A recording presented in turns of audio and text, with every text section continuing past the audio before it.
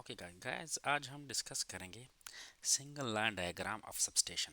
मतलब सबस्टेशन का single line diagram कैसे हम स्टडी करेंगे और सेम ही कैसे इसको इम्प्लीमेंट करेंगे, तो उसके बारे में आज हम डिटेल से डिस्कस करने वाले हैं। ये एक हाईलाइट वीडियो है, ठीक है। आगे हम सेम हर एक चीज़ को जो जो सबस्टेशन में लगता है as per single line diagram, वो सारा हम स्टडी करेंगे, ठीक है। तो मेरे साथ ही रहिए।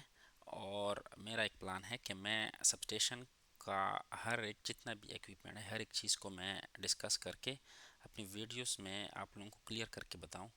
और अगर हो सके तो इससे किसी को हेल्प आउट मिल जाए।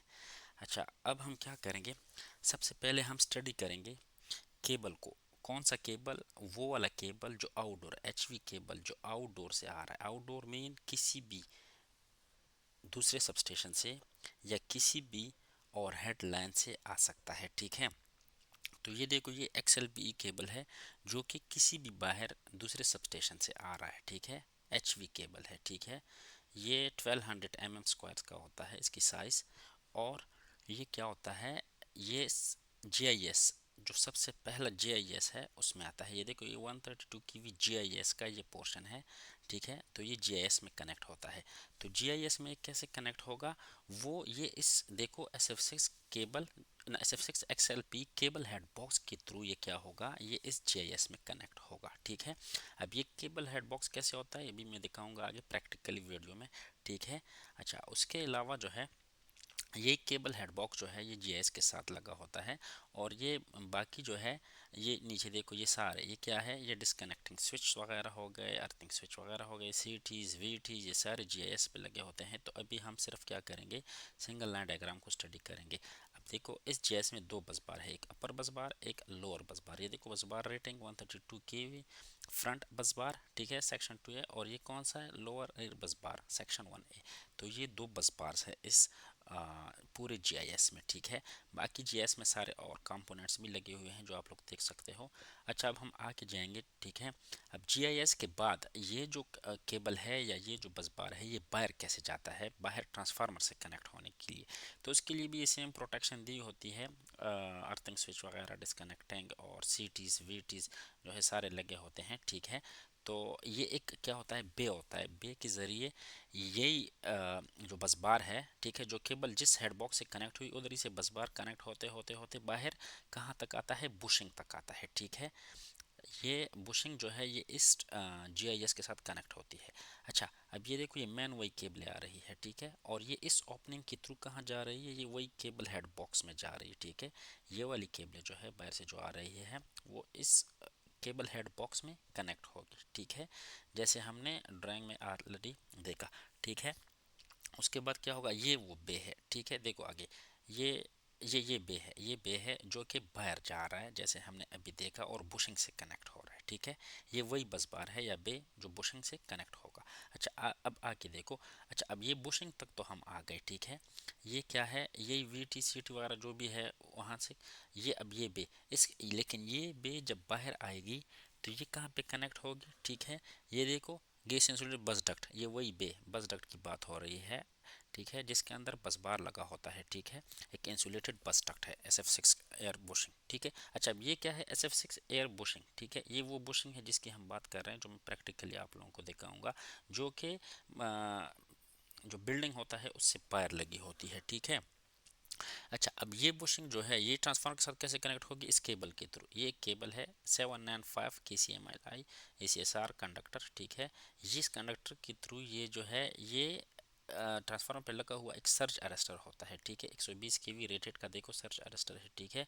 तो इसके थ्रू ये ट्रांसफार्मर के साथ कनेक्ट होता है, और ये सर्ज अरेस्टर जो है ये ट्रांसफार्मर के ऊपर लगा होता है, ठीक है। उसके अलावा इसमें क्या है, इसमें ऑयल बुशिंग बुशिंग की भी बात होगी, देखो आगे।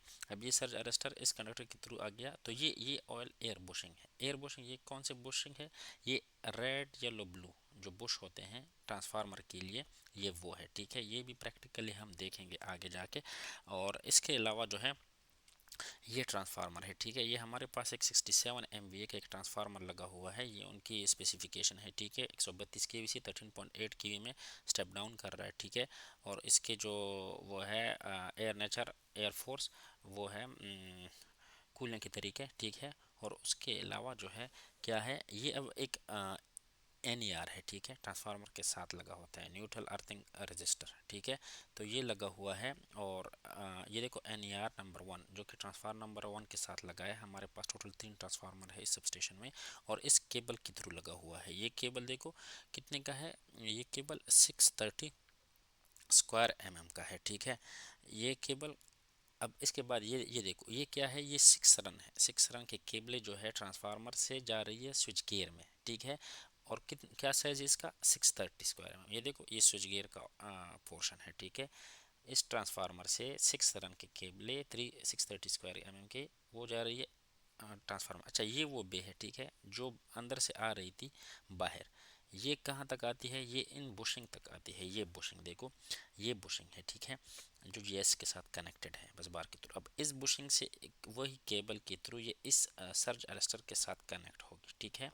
सर्ज अरेस्टर के बाद कहाँ पे कनेक्ट होगी, इन बुशिंग पे। ये जो रेड येलो ब्लू जो मैंने आप लोगों को बताए, तीन तीन बुशिंग ये वो वाले हैं, ठीक है। अब इसके बाद ये देखो ये वही KCMIL जो कंडक्टर था ये वो है, ठीक है, जो 7 and 5 साइज का है।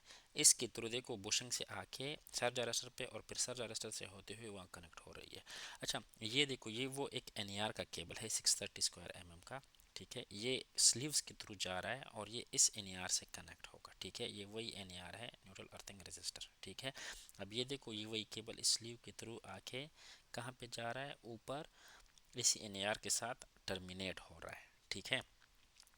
अच्छा इसके बाद आगे ये देखो 6 रन ये वो केबले हैं जो 630 स्क्वायर के 6 रन के केबले थे। ये यहाँ से होते हुए अंदर कैसे जा रही है, ये देखो आगे, ये आगे इस टनल के थ्रू वही केबले टनल से होते हुए टनल में आ गई नीचे बेसमेंट में, ठीक है। और ये कहाँ पे जाएगी, आगे ये जाते हुए स्विच गियर में कनेक्ट होगी, ठीक है। स्विच गियर का पैनल लगा होगा उसमें ये कनेक्ट हुई। ये देखो ये वही केबले ऊपर स्विच गियर में एक पैनल लगा है जो कि ट्रांसफार्मर इनकमर पैनल है उसमें कनेक्ट है। ये देखो ये ट्रांसफार्मर इनकमर पैनल है और इसमें ये केबले ट्रांसफार्मर से होते हुए इसमें आ गया। अच्छा अब हम क्या करेंगे, अब आगे हम जाएंगे स्विच गियर के पोर्शन पे, ठीक है।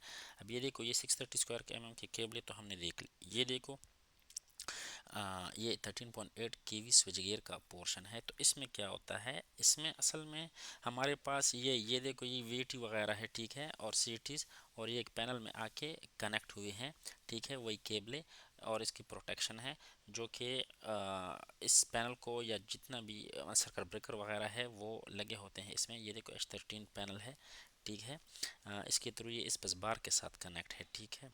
ये पूरे सारे जितने हैं ये सारे पैनल दिखाए हुए हैं, 13 15 17 सारे पैनल्स हैं, ठीक है।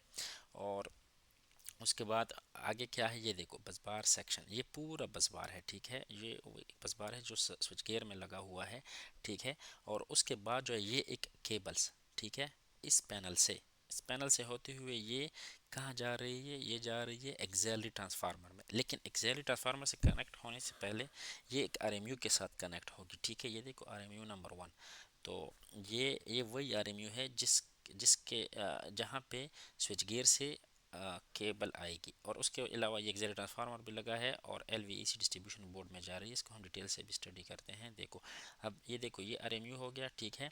तो ये RMU इस पैनल से होते हुए ये देखो H29 पैनल, ये कौन सा H29 पैनल से होते हुए कहाँ जा रही है और कौन से केबल के थ्रू, ये देखो 13.8 की भी 3 कोर 300 स्क्वायर केबल के थ्रू ये RMU के साथ कनेक्टेड है। मतलब स्विच गियर से इस केबल के थ्रू ये RMU कनेक्टेड है, ठीक है। और उसके बाद ये एक्सिलरी ट्रांसफार्मर है, ठीक है। ये देखो एक्सिलरी ट्रांसफार्मर 1000 kVA का है, ठीक है। हमारे पास दो है, तो ये नंबर 1 है और एक दूसरा है, ठीक है, दो है। अच्छा ये देखो इस केबल के through 1 run 1 core and 120 square का केबल जो है ये यूज़ हुआ है हर एक फेस के लिए और इस एक्सिलरी ट्रांसफार्मर को कनेक्ट कर रहा है, ठीक है। उसके बाद ये जो है टू LVEC डिस्ट्रीब्यूशन बोर्ड, ये वो EC डिस्ट्रीब्यूशन बोर्ड है जहाँ पे जो सारे जितने भी लोड्स लगे होते हैं सब स्टेशन के अंदर उन सबको ये सप्लाई फराहम करती है, ठीक है। तो ये पूरा सिंगल लाइन डायग्राम था, ठीक है। जो हमने स्टडी किया। अभी देखो प्रैक्टिकली ये एक्सिलरी ट्रांसफार्मर होगा, ठीक है। ये देखो ये एक्सिलरी ट्रांसफार्मर है, ठीक है, जो कि स्विच गियर में लगा है, ठीक है। और के इससे केबल कहाँ जाएगी, ये देखो ये वो एक केबल है 300 केबल है, ठीक है। ये एक्सिलरी ट्रांसफार्मर का पैनल है, ऊपर लगा हुआ है, ठीक है। यहाँ से जा रही है इस आरएमयू में, ये आरएमयू बाहर लगा हुआ है, ठीक है।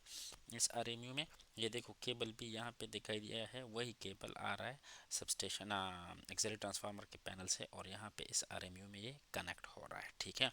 अब इसके बाद क्या है, इसके बाद हम देखेंगे वो 3 केबलें जो सिंगल कोर की थी, रेड येलो ब्लू। ये देखो ये फेजेस के लिए ये ट्रांसफार्मर आरएमयू से होके एक्सिलरी ट्रांसफार्मर में जा रहे हैं। ये देखो ये एक्सिलरी ट्रांसफार्मर लगा है, सीटी भी लगी हुई है केबल के ऊपर, ठीक है।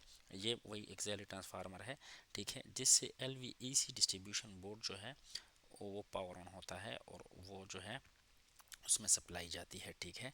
ट्रांसफार ये देखो ये इन केबलों के थ्रू ये एलवीएसी डिस्ट्रीब्यूशन बोर्ड में गया हुआ है।